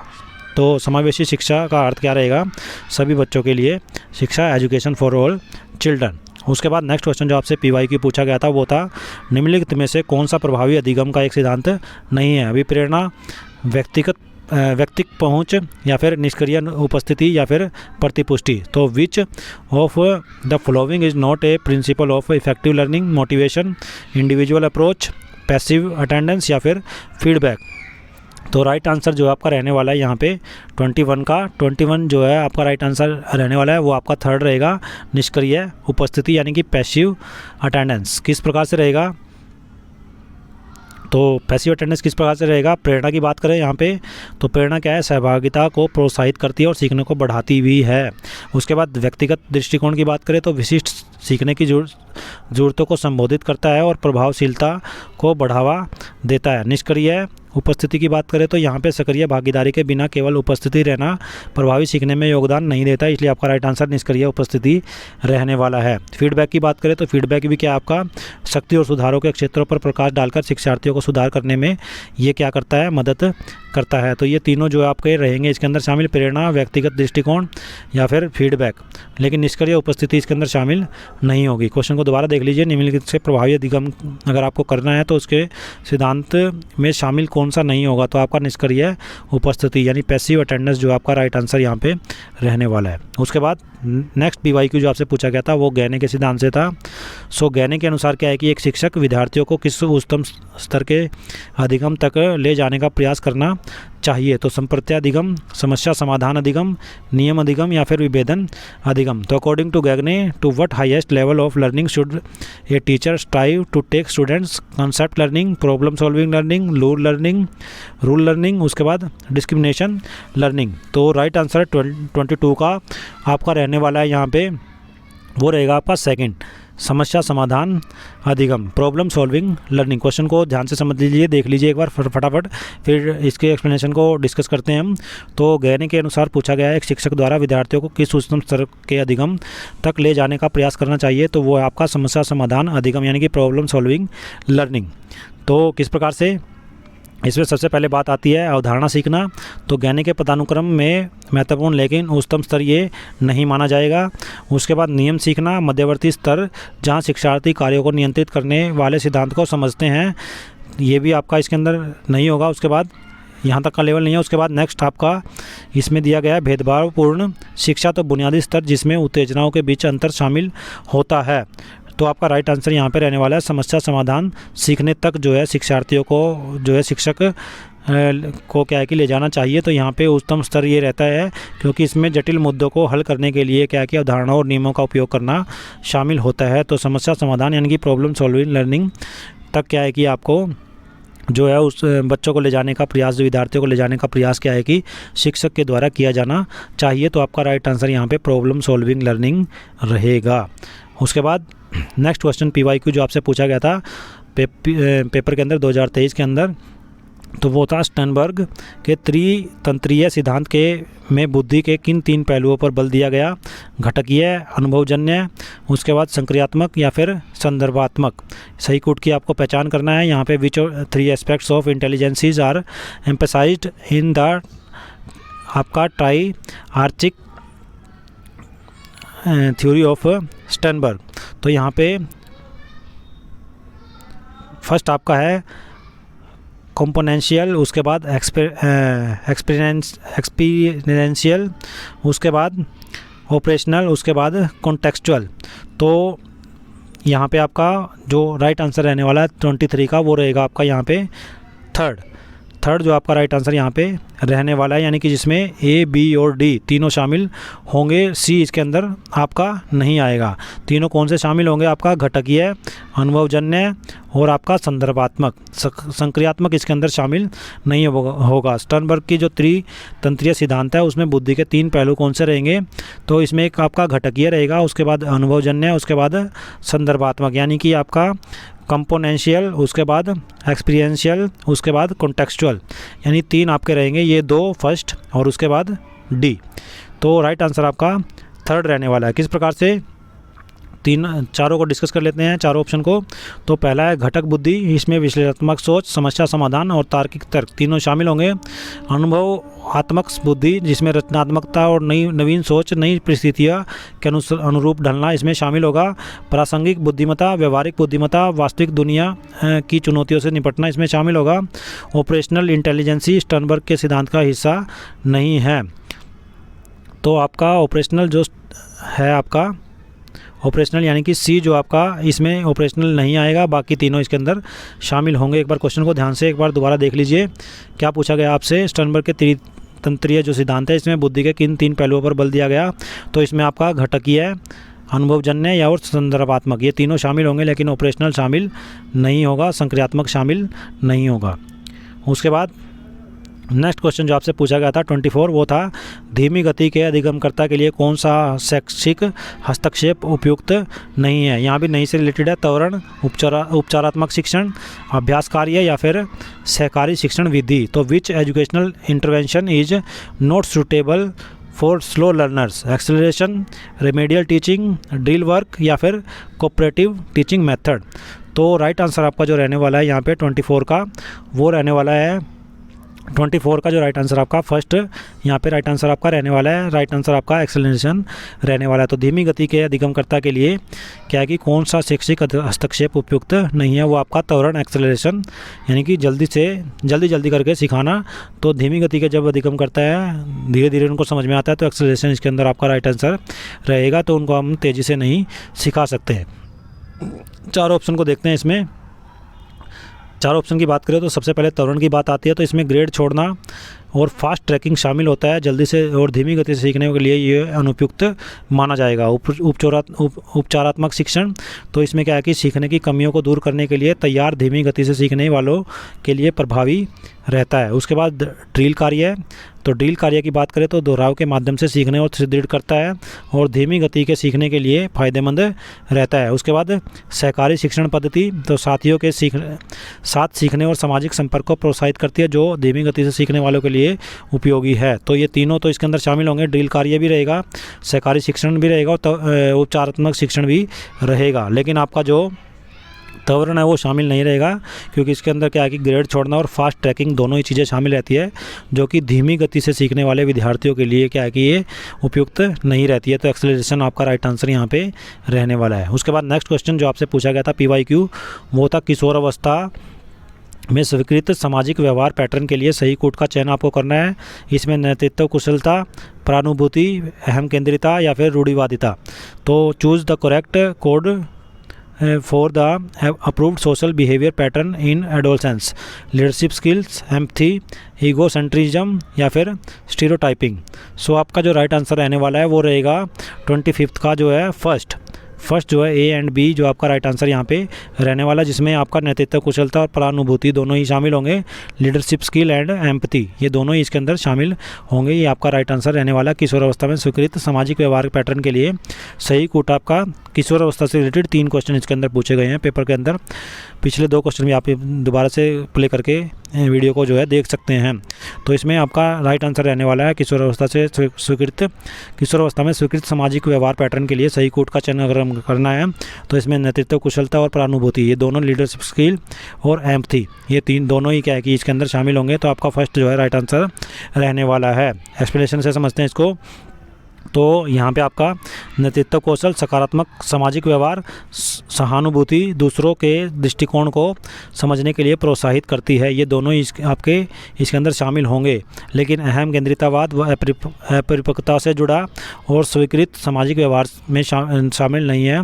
उसके बाद स्टीरियोटाइपिंग तो पक्षपातपूर्ण या सामान्यकृत सोच की ओर ले जाता है और स्वीकृत नहीं है। तो राइट आंसर आपका नेतृत्व कौशल, सहानुभूति, एम्पैथी रहने वाले हैं। उसके बाद नेक्स्ट क्वेश्चन जो आपसे पूछा गया था PYQ वो था आपका यहाँ पे सतत और व्यापक मूल्यांकन से। तो ये क्वेश्चन आपका हर बार क्वेश्चन जो है इससे रिलेटेड जो आपका आता है आपका कंटिन्यूअस एंड कॉम्प्रिहेंसिव इवैल्यूएशन से रिलेटेड। तो सतत और व्यापक मूल्यांकन का सही अर्थ आपको बताना। तो लगातार परीक्षा लेना, उपयुक्त अंतराल के बाद निरंतर परीक्षा लेना, शैक्षिक और सह शैक्षिक दोनों पक्षों का मूल्यांकन करना, केवल शैक्षिक उपलब्धि मापना। तो the true meaning of continuous and comprehensive evaluation, so taking frequent test, taking continuous test at appropriate intervals. उसके बाद to evaluate scholastic and co scholastic both aspects. उसके बाद measuring only educational achievements. So आपको code सही code का चयन करना है कौन से इसमें शामिल होंगे। तो इसमें जो आपका राइट आंसर रहने वाला है 26 का वो रहेगा आपका सेकंड, यानी कि B और C आपके राइट आंसर इसके अंदर रहने वाले हैं। तो B और C दोनों शामिल होंगे।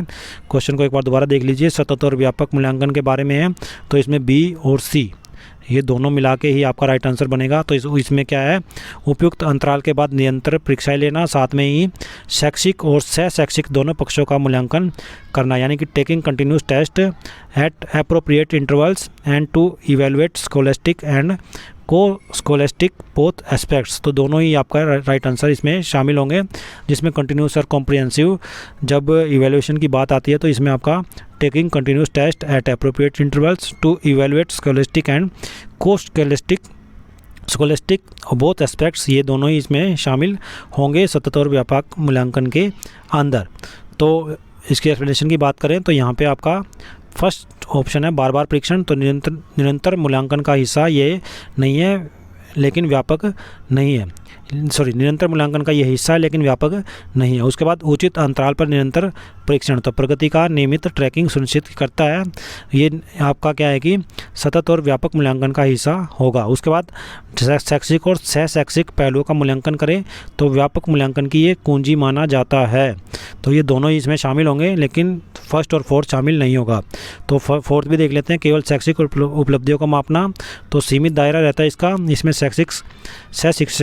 शैक्षिक जो है क्षेत्र शामिल नहीं होता है। तो आपका राइट आंसर उचित अंतराल और उचित अंतराल पर टेस्ट लेना, परीक्षण लेना और साथ में शैक्षिक सह शैक्षिक पहलुओं का मूल्यांकन करना, ये दोनों इसके अंदर आएंगे सतत और व्यापक मूल्यांकन के अंदर। तो चलिए नेक्स्ट क्वेश्चन पे देखते हैं। नेक्स्ट क्वेश्चन जो PYQ आपसे पूछा गया था, नेक्स्ट क्वेश्चन था आपका वह शिक्षा जो करके सीखना को बढ़ावा देती है और सीखने के लिए विद्यार्थियों को उनके वातावरण के साथ अंतःक्रिया क्या है कि सुनिश्चित करती है, क्या कहलाती है? विशिष्ट शिक्षा, प्रगतिशील शिक्षा, एकीकृत शिक्षा या फिर समावेशी शिक्षा।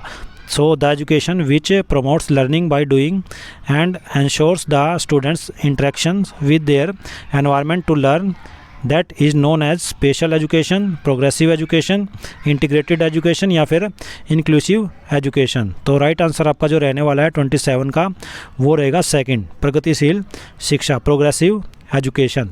एक बार क्वेश्चन को ध्यान से देख लीजिए, आंसर को ध्यान से देख लीजिए। सेकंड जो आपका राइट आंसर यहाँ पे रहने वाला है, आपसे पूछा गया है वह शिक्षा करके सीखना को बढ़ावा देती है, सीखने के लिए शिक्षार्थियों या विद्यार्थियों को उनके वातावरण के साथ अंतःक्रिया सुनिश्चित करती है, क्या कहलाती है? वो रहेगी आपकी प्रगतिशील शिक्षा यानी कि प्रोग्रेसिव एजुकेशन। तो डिटेल से एक्सप्लेनेशन के साथ इसको समझ लेते हैं सभी शिक्षाओं के बारे में। विशेष शिक्षा क्या होती है आपकी? विशेष शिक्षा विकलांग बच्चों पर ध्यान केंद्रित किया जाता है और ज़रूरी नहीं कि अनुभवात्मक क्या है कि आपका शिक्षा पर इसको जोर दिया जाए। उसके बाद प्रगतिशील शिक्षा अनुभवात्मक या फिर व्यवहारिक शिक्षा और आलोचनात्मक सोच को क्या है कि प्रोत्साहित करती है। उसके बाद एकीकृत शिक्षा विभिन्न क्षमताओं के छात्रों को एक ही कक्षा से जोड़ती है। समावेशी शिक्षा सभी शिक्षार्थियों के लिए समान अवसर सुनिश्चित करती है लेकिन विशेष रूप से करके सीखने से जुड़ी हुई नहीं होती है। तो राइट आंसर आपका यहाँ पे प्रगतिशील शिक्षा, प्रोग्रेसिव एजुकेशन जो है रहने वाला है।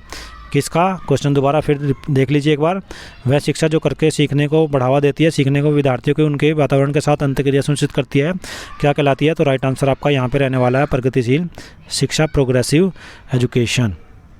उसके बाद नेक्स्ट PYQ जो आपसे पूछा गया था वो था दृष्टिबाधित विद्यार्थियों के बारे में। तो दृष्टिबाधित विद्यार्थियों के लिए कौन सी जो है शिक्षण सहायक सामग्री उपयोगी नहीं है? तो इसमें आपका नहीं से रिलेटेड तो आपका ब्रेल सामग्री, उसके बाद बोलती किताबें, फिल्म स्ट्रिप्स, उभरे हुए मानचित्र। ये इस तरीके का क्वेश्चन आपका प्राइमरी लेवल के अंदर भी आया हुआ है, उसमें आपका सुनने से रिलेटेड जो है क्वेश्चन आया हुआ है। यहाँ पे आपका दृष्टिबाधित से रिलेटेड क्वेश्चन आया हुआ है। तो यहाँ पे आपका दृष्टिबाधित विद्यार्थियों के लिए कौन सी शिक्षण सहायक सामग्री उपयोगी नहीं है? तो ब्रेल सामग्री तो उनके साथ उनके लिए बहुत ज़रूरी है। उसके बाद आपका क्या है कि बोलती किताबें भी क्या है कि उनके लिए बहुत ज़रूरी है। फिल्म स्ट्रिप और उभरे हुए मानचित्र, तो उभरे हुए मानचित्र भी उनके लिए ठीक रहेंगे, बढ़िया रहेंगे सीखने के लिए, लेकिन जो फिल्म स्ट्रिप है वो आपका सही नहीं है। तो आपका राइट आंसर यहाँ पे जो रहने वाला है वो रहेगा थर्ड, फिल्म स्ट्रिप, यानी कि फिल्म स्ट्रिप जो आपका राइट आंसर रहने वाला है। तो which teaching support material is not useful for visually impaired students, तो आपका फिल्म स्ट्रिप, और बाकी तीनों इंपॉर्टेंट रहेंगी जिसमें ब्रेल स्क्रिप्ट या फिर ब्रेल मटेरियल्स, उसके बाद टॉकिंग बुक्स या फिर एम्बोस्ड मैप, ये तीनों ही आपका शामिल होंगे। इन तीनों ही क्या कि हेल्पफुल होंगी कि इनके लिए आपके विजुअली इम्पेयर्ड स्टूडेंट्स के लिए, और फिल्म स्ट्रिप्स उनके लिए उपयोगी नहीं होगी। तो आपका थर्ड जो है राइट आंसर रहने वाला है। एक्सप्लेन के साथ समझ लेते हैं, एक्सप्लेनेशन के साथ। तो यहाँ पे आपका है ब्रेल सामग्री, तो ब्रेल सामग्री क्या है, दृष्टिबाधित विद्यार्थियों के लिए आवश्यक रहती ही है। उसके बाद बात करने वाली किताबें, तो अत्यधिक उपयोगी ऑडियो सामग्री प्रदान करें उनको, ताकि वो सुनकर क्या है कि अच्छे तरीके से सीख सके, क्योंकि उनको दिखता नहीं है तो वो सुन तो सकते ही हैं, तो सुन के वो क्या है कि अच्छे तरीके से सीख सकते हैं। उसके बाद उभरा हुआ नक्शा, तो स्पर्शनीय सामग्री जो उन्हें भूगोल समझने में मदद करती है, तो उनको स्पर्श करा के क्या है कि उनको एक तरीके से सिखाया जा सकता है उभरा हुआ नक्शे के द्वारा। उसके बाद फिल्म स्ट्रिप की बात करें तो ये का राइट आंसर यहाँ पे रहने वाला, जो उनके लिए उपयोगी नहीं होगा। तो यहाँ पे दृश्य सामग्री जो दृष्टिबाधित छात्रों के लिए प्रभावी रहती है, तो आपका जो है थर्ड राइट आंसर यहाँ पे रहने वाला है। क्वेश्चन को दोबारा से एक बार देख लीजिए, दृष्टिबाधित विद्यार्थियों के लिए नहीं के बारे में पूछा गया है, तो आपका फिल्म स्ट्रिप जो है राइट आंसर यहाँ पे रहने वाला है। उसके बाद नेक्स्ट क्वेश्चन पे आते हैं। नेक्स्ट क्वेश्चन के अंदर क्या आपका नेक्स्ट क्वेश्चन में आपसे पूछा गया है, नेक्स्ट PYQ वो था आपका अधिगम को प्रभावित करने वाले निम्नलिखित कारकों का सही कूट आपको पहचान करना है। तो यहाँ पे आपका अभिप्रेरणा, उसके बाद अभिक्षमता, उसके बाद अभिरुचि या फिर अवधान, यानी choose the correct code of following factors which affects learning, motivation, aptitude, interest या फिर अटेंशन। तो आपका जो राइट आंसर आपका रहने वाला है इसके अंदर वो रहेगा फोर्थ, A, B, C और D, यानी चारों के चारों आपके क्या है कि लर्निंग को क्या है अफेक्ट करते हैं, जिसमें मोटिवेशन भी आएगा, एप्टीट्यूड भी आएगा, इंटरेस्ट भी आएगा और अटेंशन भी आएगा। अभिप्रेरणा, अभिक्षमता, अभिरुचि और ध्यान, चारों के चारों इसके अंदर शामिल होंगे। तो आपका राइट आंसर फोर्थ जो है रहने वाला है। क्वेश्चन को और आंसर को एक बार जल्दी से देख लीजिए, फिर हम एक्सप्लेनेशन पे आते हैं।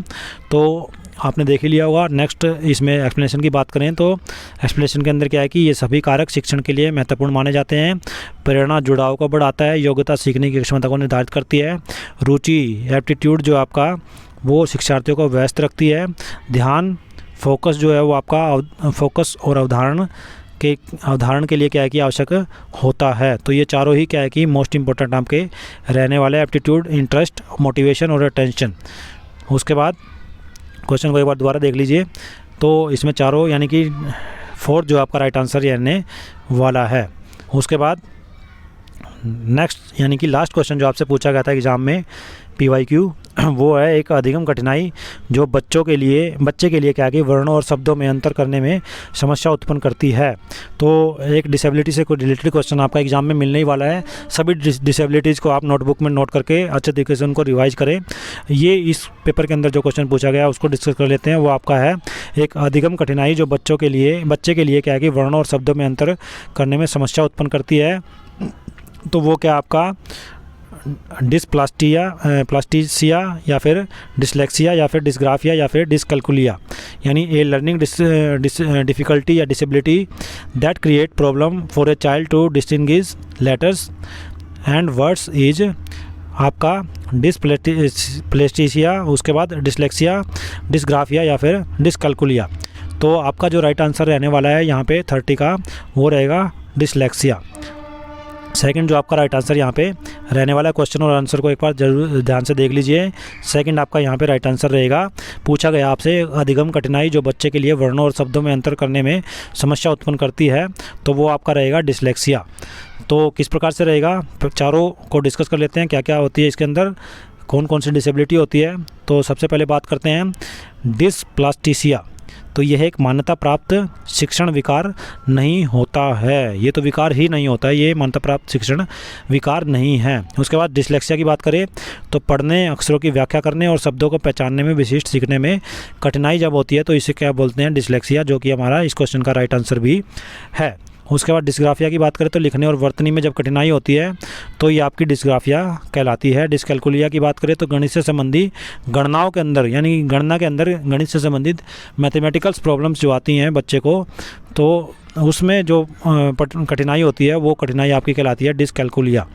तो ये चारों आपको समझ में आ गई होंगी। इसके अलावा भी कुछ और आपकी डिसेबिलिटीज़ है जिनको आप नोट डाउन करके रखें, क्योंकि इनसे रिलेटेड क्वेश्चन आपका एक एग्जाम में आएगा ही, चाहे आप प्राइमरी लेवल का एग्ज़ाम दे रहे हैं, TGT का दे रहे हैं या PGT लेवल का एग्ज़ाम दे रहे हैं। आपसे दोबारा मैं क्वेश्चन दिखा देता हूँ। आपसे पूछा गया था एक अधिगम कठिनाई जो बच्चे के लिए वर्णों और शब्दों में अंतर करने में समस्या उत्पन्न करती है, तो यहाँ पर आपका रहेगा डिसलेक्सिया। तो आपका राइट आंसर यहाँ पे डिसलेक्सिया जो है रहने वाला है। तो ये थे आपके 30 जो है PYQ जो कि 2023 के अंदर जो 2023 एग्ज़ाम के अंदर जो आपसे पूछे गए थे। हर एक क्वेश्चन को हमने बिल्कुल ध्यान से, बिल्कुल डिटेल से जो है आपको करवाया है। हर एक ऑप्शन को हमने यहाँ पे डिस्कस किया आपके लिए, ताकि इसमें से जो 60 से 70% पेपर आएगा उसको आप इजीली क्या है कि यहाँ से कवर कर सकते हैं, यहाँ से पढ़ के जो है अच्छे तरीके से समझ के जो है सोल्व कर सकते हैं।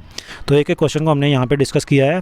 कुछ क्वेश्चन जो है आपके मोस्ट इम्पोर्टेंट रहने वाले हैं इसके अंदर, जो आपको रिपीटिशन के तौर पे मिल सकते हैं। बाकी ऑप्शन से रिलेटेड जो क्वेश्चन है आपके 60-70% यहीं से आपके जो है एग्ज़ाम में आने वाले हैं। और ये आपका सेकंड पेपर जो है हमने यहाँ पे CDP से रिलेटेड जो है डिस्कस किया है PYQ का, और फर्स्ट पेपर भी हम पहले जो है डिस्कस कर चुके हैं। उसका वीडियो आप जो है आई बटन से या फिर जो हमारे चैनल है उस प्लेलिस्ट से जाकर जो है देख सकते हैं। और साथ में जो है थर्ड पेपर को भी हम जल्दी ही PYQ का आपके सामने लेकर आएंगे, उसका वीडियो भी, उसको भी हम जल्दी से डिस्कस करेंगे एक एक ऑप्शन के साथ। एक एक क्वेश्चन को जो है अच्छे तरीके से CDP के एक एक क्वेश्चन को डिस्कस करेंगे, ताकि कोई भी क्वेश्चन आपका CDP से रिलेटेड जब एग्ज़ाम में आए तो आप का जो क्वेश्चन छूटे ना, और आप इजीली क्या है कि उस क्वेश्चन को सोल्व कर सकें। तो ये हमारा जो था सेकंड पेपर था CDP का PYQ का। हर एक क्वेश्चन को आप क्या है कि दोबारा से क्या है कि प्ले करके देख सकते हैं, अगर आपको कोई क्वेश्चन अच्छे तरीके से समझ में नहीं आया है। और किसी क्वेश्चन पे अगर आपको डाउट है तो कमेंट बॉक्स में आप लिखकर नोट